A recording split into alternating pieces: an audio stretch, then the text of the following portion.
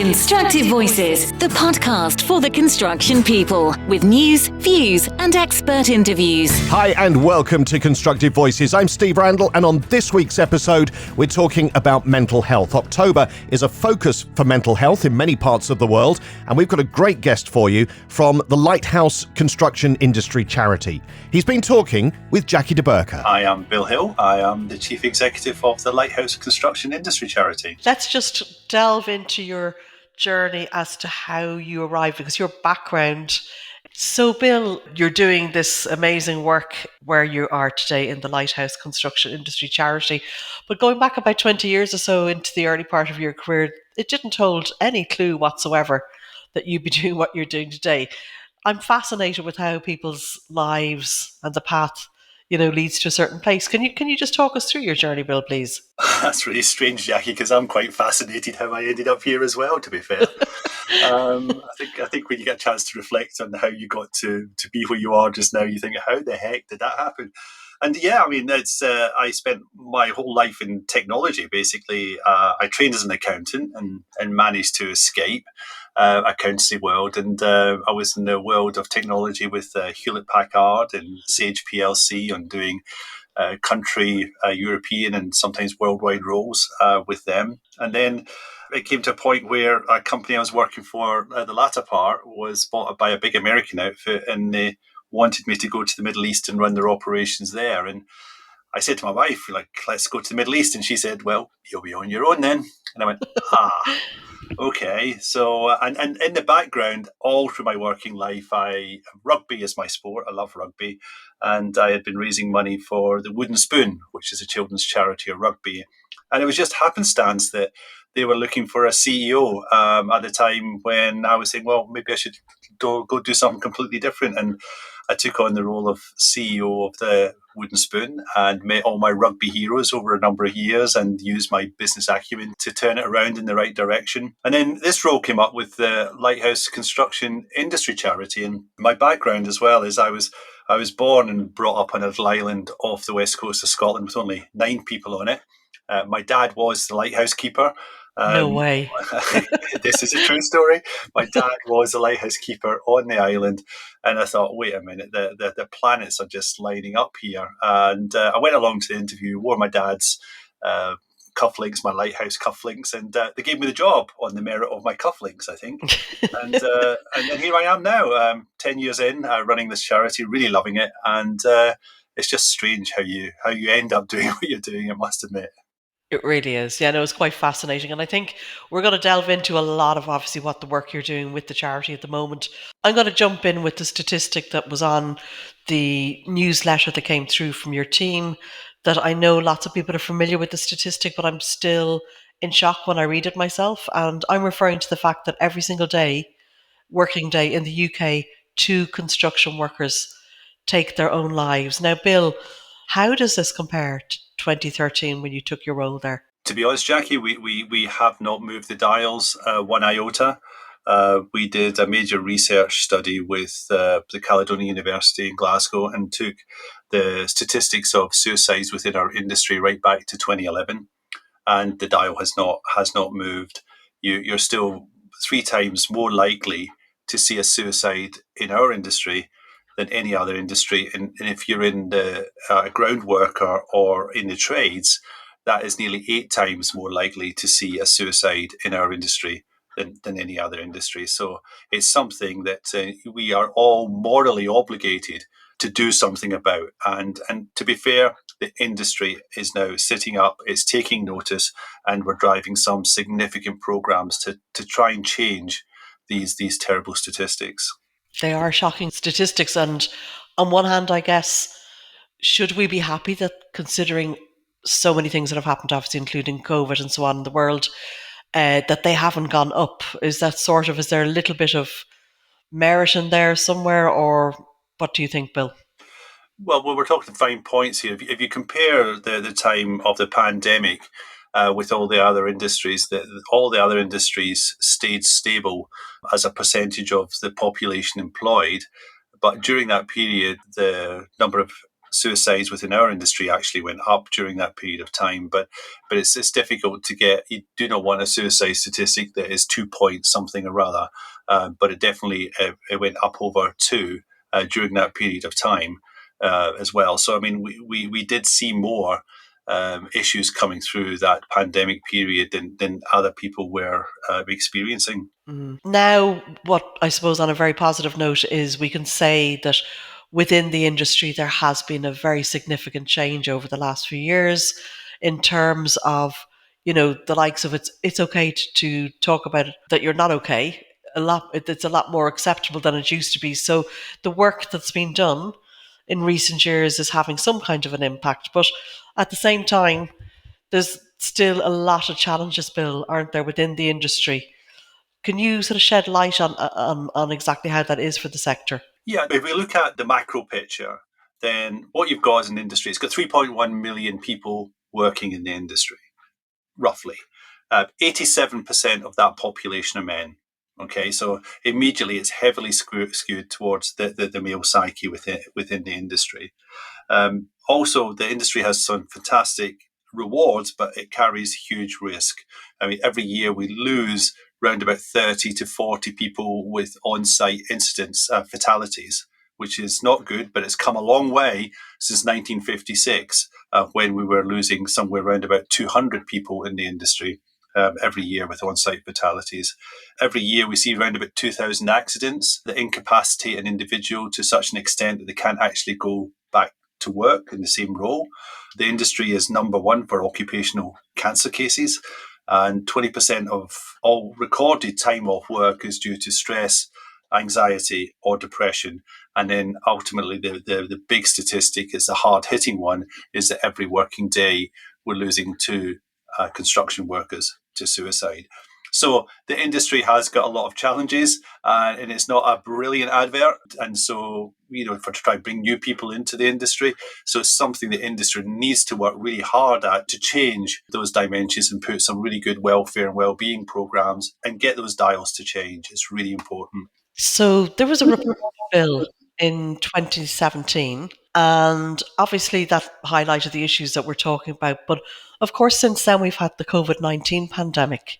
How has that impacted the mental health of workers within the industry? Yeah, the report you're referring to was the Stevenson Farmer report that came out in 2017 that really did wake up the industry and say, look, the industry has got some really clear mental health issues.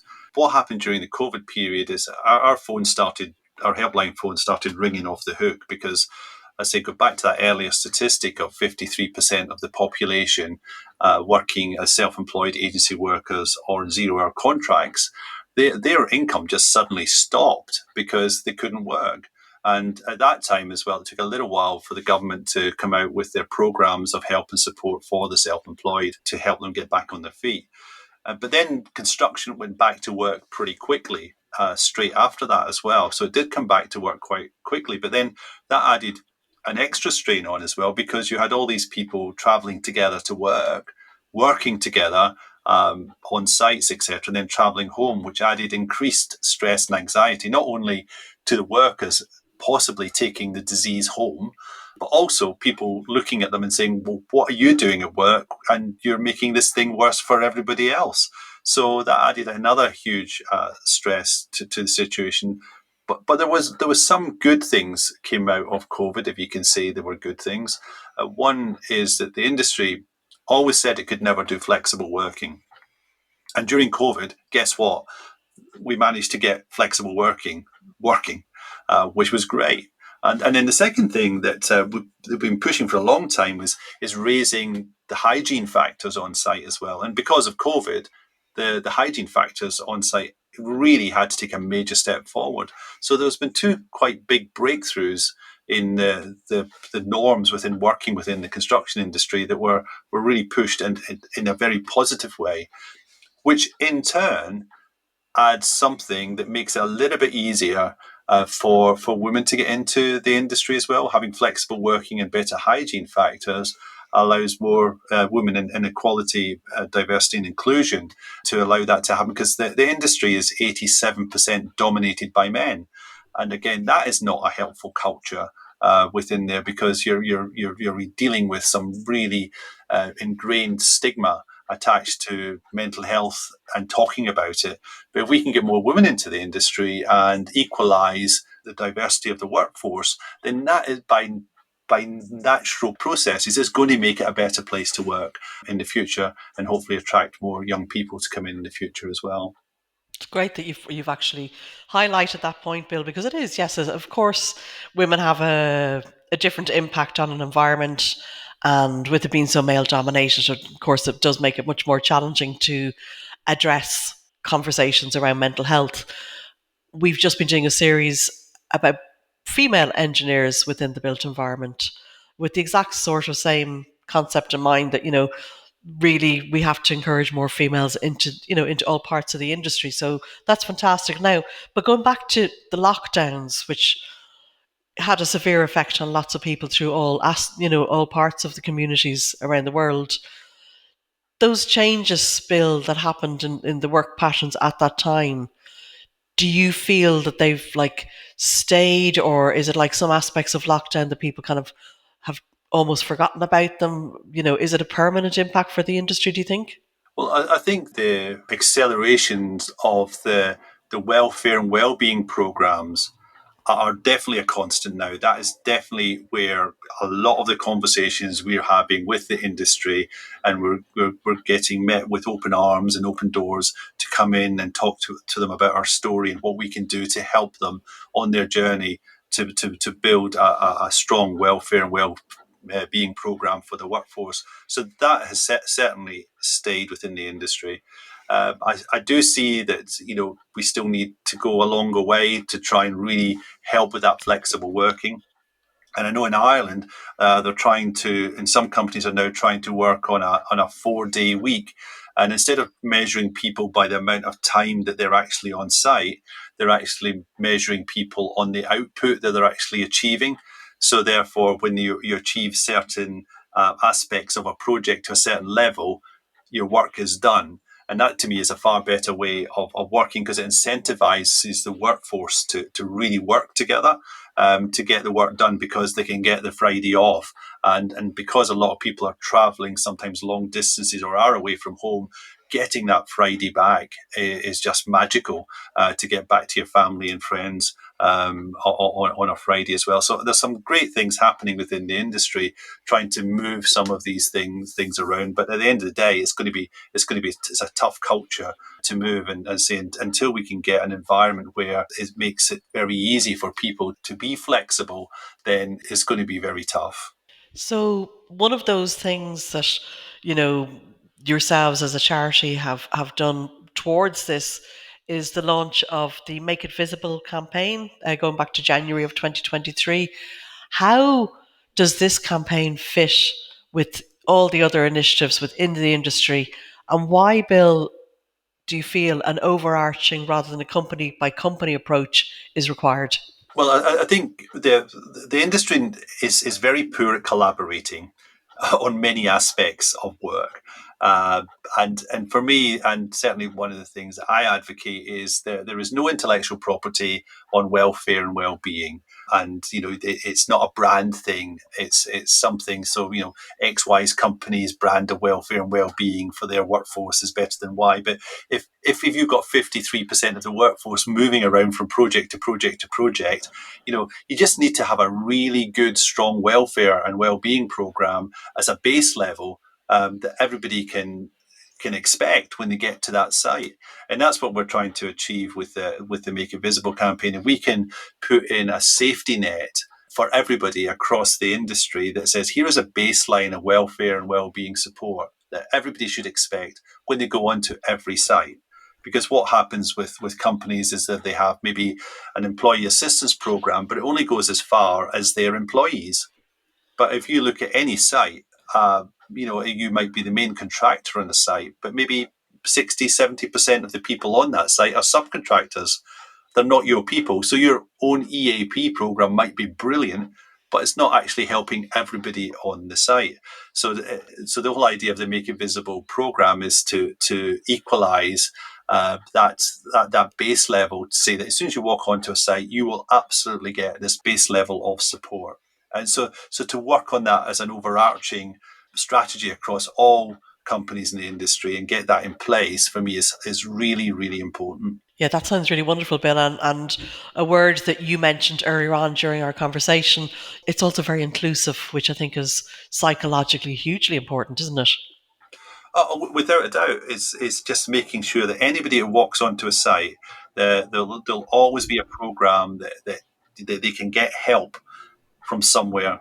And especially if you're and again, the numbers are big numbers. Out of all the 450,000 businesses that are in construction, I think over 92% have got under 10 people in them. So it's a network of very small businesses. And these small businesses do not have the capacity to put in place very, very big welfare and well-being programs. But if they can know that they walk onto a site, that their people are covered to a base level, that's great. And if that site wants to add on top of that base level, or let's call it a ladder of other things that they do on top of that site to make welfare and well-being better on their site, that is brilliant. But if everybody could just have one base level standard, everybody can get access to it and get the level of support that they need in times of crisis. So, Bill, let's delve a little bit into actually how the Make It Visible campaign works. I believe there are 4 different elements. Can you talk us through what each of those are, and then we can delve into them in a bit more detail?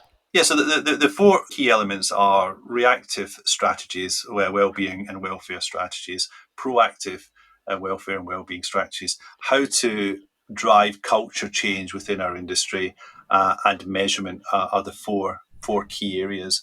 And the one that we've immediately got our heads around, which is the reactive stuff, because to be fair, that's really what our charity's been all about for a long time, is putting in, we're trying to fix people when the things happen and get them to a better place after things have happened.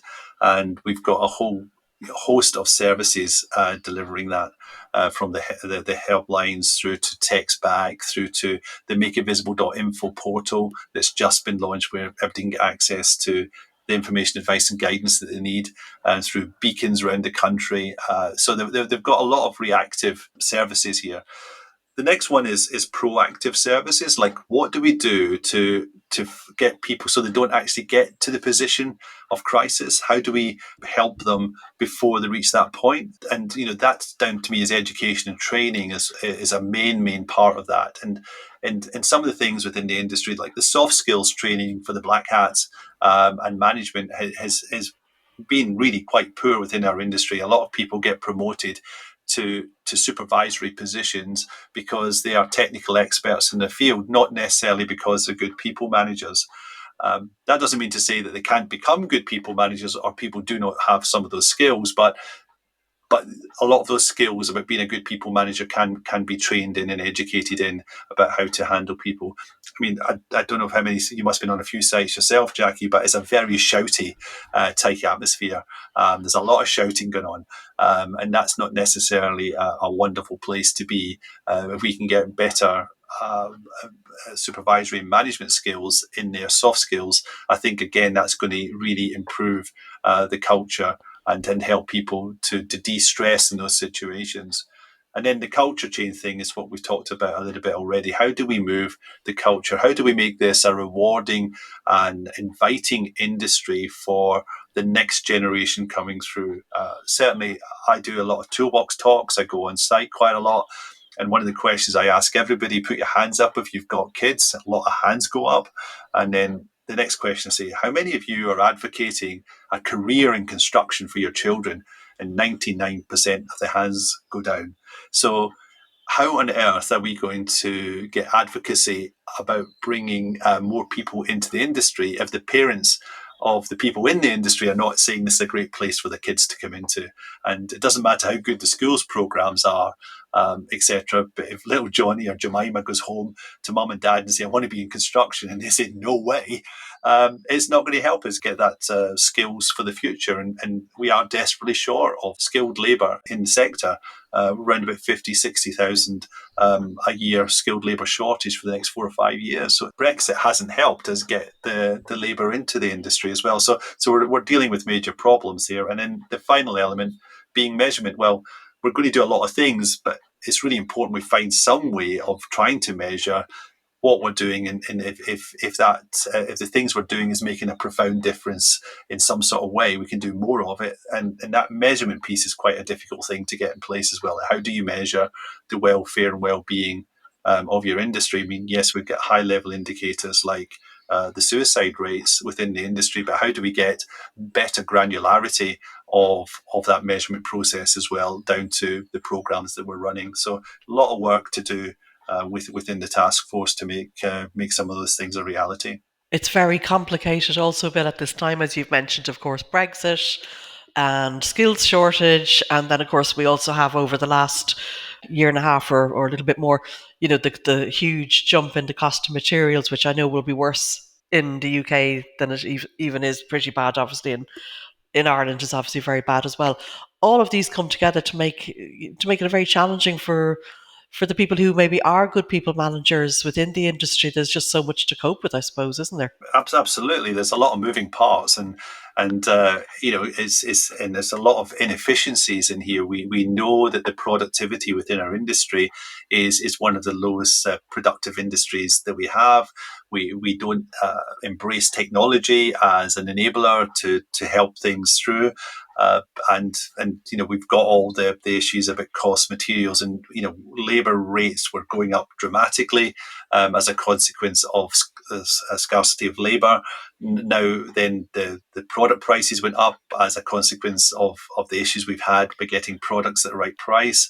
And now we're seeing some pullback from the housing markets because of the interest rate. So I mean, there's just so many moving parts to the whole market that it's a stressful place to operate in. But with good management, you can manage to look at those elements and try and de-stress your workforce as best you can by good management skills, for sure. Definitely, Bill. That's very much the case. Now, going back to the various elements of the Make It Visible campaign, let's talk in a bit more detail about the reactive strategies. These are obviously the first element that people will see, and obviously what you're leading on. Can you talk to us a little bit about what's been done so far in this part of the work, and what challenges that you might be experiencing at this stage, and what else is left to do?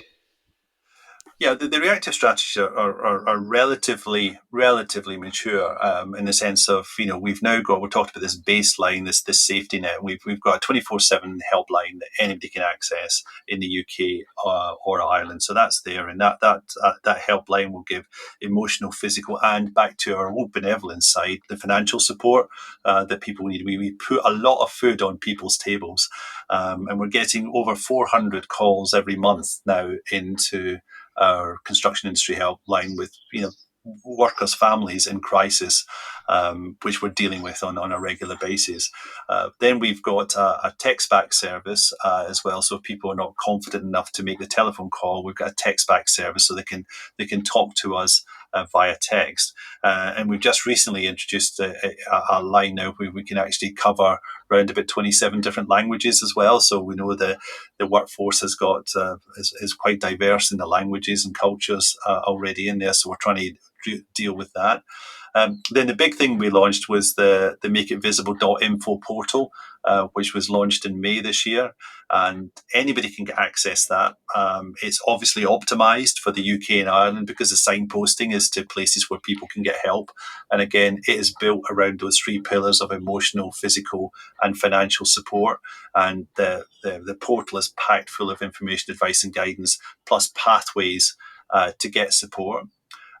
Then we've got a major e-learning program as well, which people can access, where again it's about trying to build up those soft skills as well, which again people can access is completely free of charge.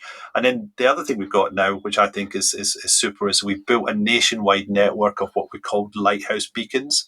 So if anybody's working away from home, they can go onto the portal, look for the Lighthouse beacons, and they'll usually find somewhere close by where people physically meet, socialize in a non-judgmental environment, and they can get some good socializing, maybe do a little bit of sport together, And we haven't invented that. What we've done there is we've curated a nationwide network that's already in existence into one place where you can actually see where they all are. And I think there's over 550 lighthouse beacons around the UK and Ireland now, where people can drop in and socialise and discuss things in a non-judgmental way. So for me, there's a really good portfolio of services there on the reactive side. And then the final thing that we launched in pilot with the Ford Motor Company last year, which is probably our most successful project, which is the Make It Visible On-Site program, where we put tradespeople in a van, very brightly coloured van, and we're taking them out on site. And these tradesmen have got a lived experience of mental health problems themselves. They're mental health first aid trained as well, so they know how to respond and act with people. And they go on site and they tell the story. And because they are tradesmen, and the boots on the ground have a huge empathy with them, because when they're not in the vans, they're actually brickies and plumbers and etc. That they are working in the trades themselves. So there's a big empathy there, and this overcomes two major obstacles we have, which is reducing the stigma to be able to talk about mental health and mental well-being, which this particular program does. And then the second thing is to build awareness of the services that are available, which obviously the guys on site then give them out the helpline cards and saying, look, buddy, if you've got a problem, here's the helpline, use it. That's what it's there for. And what just bowls me over, we've seen about now 30,000 people on site over the last 18 months. And out of that, we've had 125 active rescues. These are people who basically have come to the individuals on site after the talk is finished and said, I am at the end of my tether. I am seriously considering taking my own life. And we've got them immediately into counselling. And I'm really pleased to say they're all still with us. So hand on heart, I can say that this particular programme is saving lives in our industry. And I just don't know what price you put on that, but it's just an immense feeling of pride in what we're trying to do and what we're trying to achieve going forward. There is no price bill, obviously, for even one of those lives. And so that's just incredible work that you're all doing. And so impressive, all aspects of it, and including working in people's maternal languages across 27 different languages. Like, just amazing, amazing work. Going, Bill, to the next stage, which is obviously the proactive stage. This is something that will deliver over time with the culture changes, great changes within the industry, and drive, I think, a lot of improvement.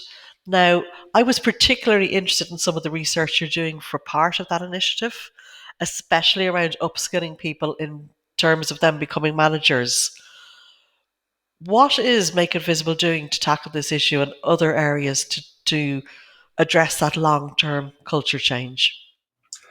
Well, the industry is really trying to get together around the equality, diversity, and inclusion programs going forward. And for a long time, the industry has taken all the factors down to a level where, and let's break it down to men and women, it's easier, but all the things can be done by men. Any trade can be done by a man or a woman now, because all the lifting regulations have changed, the sizes and everything. You'll still get, the guys taking 2 hods of bricks around, etc., but they don't need to. And the bags of cement now are in a weight that anybody can lift. So the big thing that needs to happen in the industry is probably to encourage more women into the trades. I mean, what we're seeing is very, very encouraging, is that we're seeing a lot more women coming into the professional levels within the industry, which is brilliant. But we still need to see more people coming into the trades. We talked about 87% of the population within construction being men. If you actually distill that down to the trades, I haven't got a statistic on that, but I know for a fact it's going to be very, very small, probably in its single digits, and probably even low single digits as well. And that's where we need to have that major culture change when you get on site, is to get that more diversity and inclusion at that level. And the industry knows that. as well, and is trying really hard to push along those lines. There's lots of programs in there to make that happen, but it's going to be a tough and long process to see that change. But if we are going to make the culture change, we need to make that thing move. So with both your reactive and proactive strategies, there's so much going on, Bill.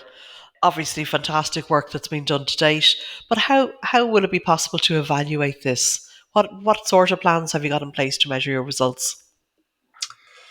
Uh, that's one of the most difficult questions, and it's quite difficult to sum up. I mean, I think the industry is really good at doing things right, but we need to be better than that. We need to do right things.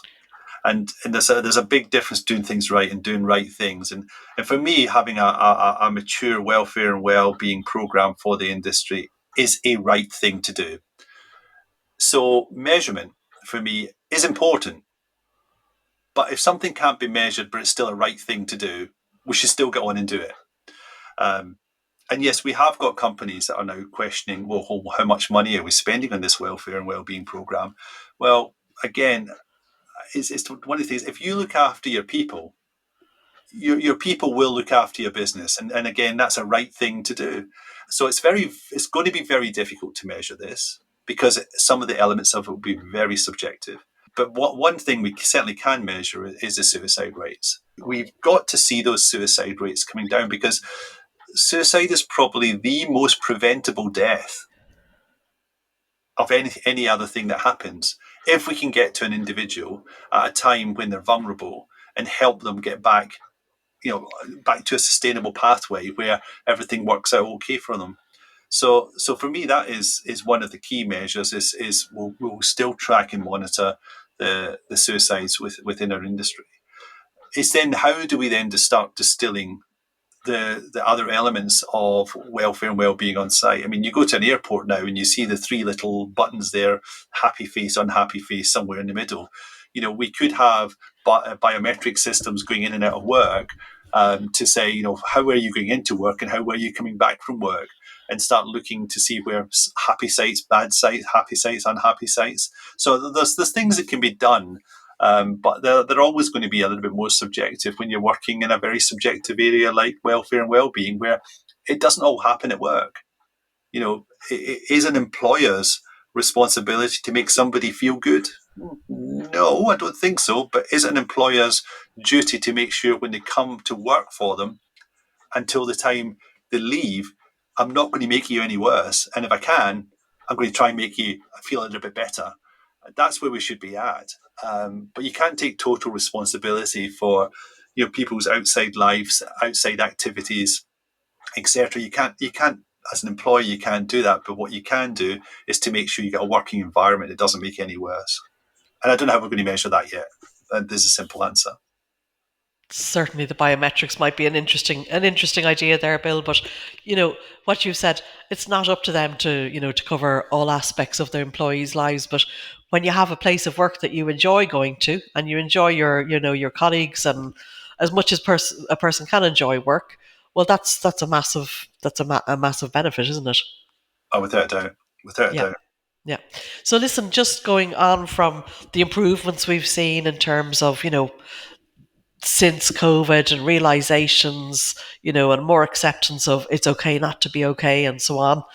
But there's still a whole range. We touched on that a little while ago, Bill. There's so many external factors right now in the world, not just in the UK, but, touching on the UK, of course, you've got the mortgage interest rates rising, cost of living, all very, very tough. Can you tell us how Make It Visible is also working to help with these as well? Well, for me, this all starts with the portal. We spent a huge amount of time and energy working with the CITB, who have been the major funder of making that portal happen. And there's a huge amount of information, advice, and guidance around a whole host of topic matters around the emotional well-being, physical well-being, and financial well-being. And I think that's a great place to start. Is to be able to go there and find out about things to help yourself and educate yourself. And it's written in a language as well that most people will be able to understand. It's not written in a highbrow language. We've been very deliberate in the language we've used within the portal to make it easy and accessible for as many people as possible. Unfortunately, it's still only in English, which makes it a little bit more difficult where your mother language is not English, but it's a lot more difficult to translate it into all those different languages than it is to put an interpreter in at a helpline. But we'll get there eventually. I've been in technology a lot of years of my life, and I'm seeing fantastic moves with artificial intelligence now that can help translate stuff pretty quickly as well. So I'm sure we'll get there. But I mean, I think that's just really a great starting point. Is to have a look at the portal, make it visible.info. It's your very first way to access the world of support for you and whatever crisis you're in. Yeah, no, it does. It sounds absolutely fantastic. And sure, the languages will come with time. That is a huge. I also work, with digital marketing and websites and so on. So I know that the amount of commitment that goes into that, even with AI, obviously, Bill, we've gone through a lot of what you're doing within the charity, and what you're planning to do, and some of the challenges that you're facing. But talking about directly communication to business leaders within the industry, what advice and sort of way would you like to talk to them today, Bill, through the podcast, through Constructive Voices? What would you like as their sort of takeaways from this episode today? Well, I think for anybody who is in business or running a business, and I know everybody is balancing out a lot of priorities at the moment, but your people everybody talks about our people are our biggest asset. Yeah, but hold on, if you've got something that is an asset that is not as valuable, if it's a depreciating asset or is it an appreciating asset, and certainly for your people, you'd want it to be an appreciating asset. So you've got to put the time and energy into your people, and they will be more loyal to you if you are looking after them better. And certainly one way of looking after them better is to make sure you have a very, very strong welfare and well-being program for your people. And I've said it before, if you look after your people will look after your business and be more loyal to your business going forward for sure. Excellent advice. And what about the listeners? And we've plenty of listeners who won't be at, leadership levels. So all sorts of listeners across all sorts of jobs and positions within the built environment. What would you like to leave them with today, Bill? Well, again, just because you think you can only do a little doesn't mean to say you don't do anything. And there's a few things that I think every single person can do, no matter who they are, where or where they are in the organisation. First of all, if you see somebody struggling, don't ask once, ask twice, and see how they're really feeling, and make sure that you ask them twice, because you often get a different answer the second time around. And then if you do ask that question and they do open up to you, try to listen non-judgmentally and respond non-judgmentally. It's easy to say, very difficult to do, because we are a world of Mr. Fix-Its, and we intend sometimes to jump down and give people an instant solution. Or we say, oh, that's not a problem at all. Well, it is to them. So trying to listen and respond judgmentally is very difficult to do, but sometimes all that person needs is a listening ear. And the third thing that I think that everybody can do is always be kind. There's no reason to be unkind to another human being, especially in your work environment. So try again to think of those things. Ask twice, listen, respond non-judgmentally, and always be kind. And if everybody did that, then we already got a massive welfare and well-being program happening in the culture. But everybody can do that. And I would advocate that everybody should try. What comes to mind, Bill, when you're giving that excellent advice is, of course, when people aren't kind, it is often because they have something going on for themselves. So it can be a little bit of a catch-22. And what you've said about asking twice or even 3 times is so hugely important, because it's so easy to ask and not want to ask again, or for the person who is answering just to feel like you don't really mean it. So that somebody asking and really digging and wanting to know the answer gives that hope and gives that just moment of being somebody cares, somebody's listening to me. Yes, spot on, Jackie, spot on. So it's been an amazing conversation. I'd just like to say to the listeners, if you have been affected by any of the issues that Bill and I have discussed here today, people working in the construction industry and the built environment have access to the Lighthouse Charity's Make It Visible portal, which you can find at makeitvisible.info, or alternatively, you can call their 24/7 helpline. The number for that is 0345 605 1956. If you're more comfortable, or for some reason it just seems more convenient to you, never forget that the Samaritans helpline is available to everybody at all times, and you can call them at any time, talk to them, about yourself, or it could be a friend or a colleague that you're worried about. And their number is 116 123. Thank you so much, Bill, for your time today. It's been a pleasure, Jackie. And that's all for this episode of Constructive Voices. Please take a moment to share it with others who may find it interesting. Follow or subscribe to get the latest episodes automatically on your favourite podcast app, and rate and review the podcast if you can. You can also listen to the latest episode by saying, "Alexa, play Constructive Voices podcast." Here's Constructive Voices. Here's the latest episode. And on our website, where there's lots more information too. That's constructive-voices.com. Don't forget the dash. Until next time, thanks for listening. You're really helping us build something.